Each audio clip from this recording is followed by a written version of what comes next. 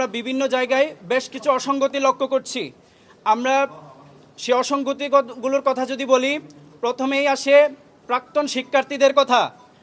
যে বিশ্ববিদ্যালয় প্রশাসন নির্বাচন কমিশন বলেছিলেন আজকে সকাল 6টা থেকে ক্যাম্পাসে কোনো সাবেক শিক্ষার্থী থাকতে পারবে না, কিন্তু আপনারা ইতিমধ্যে লক্ষ্য করেছেন যে ক্যাম্পাসে এখন পর্যন্ত সাবেক শিক্ষার্থীদের আনাগোনা লক্ষ্য করছি। বিভিন্ন ভোট কেন্দ্রের পাশেই তাদের অবস্থান দেখতে পাচ্ছি। এই বিষয়টা আমাদেরকে একটু চিন্তার মধ্যে ফেলে দেয়। তার পাশাপাশি আরও একটা বিষয় আমি আপনাদের জানিয়ে দিতে চাই, আমাদের শহীদ সালাম বরকত হলে টোটাল ভোটার সংখ্যা 299 জন, কিন্তু ওই ভোট কেন্দ্রে টোটাল ব্যালট পেপার গিয়েছে 400টা। এই যে 101টা অতিরিক্ত ব্যালট পেপার কেন গিয়েছে সে বিষয়ে ওই ভোট কেন্দ্রে যিনি দায়িত্বে আছেন তাকে জিজ্ঞেস করা হয়েছিল 101টা অতিরিক্ত ব্যালট পেপার কেন এসেছে। তিনি সেটার কোনো যৌক্তিক ব্যাখ্যা দিতে পারেননি, বলে যে কেন এসেছে তিনি জানেন না। এ হলো বিষয়।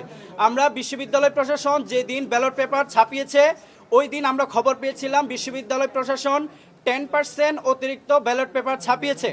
আমরা ওই দিনই বিশ্ববিদ্যালয় যে নির্বাচন কমিশন আছে ওনাদের জানিয়েছিলাম যে 10% ব্যালট পেপার অতিরিক্ত কেন।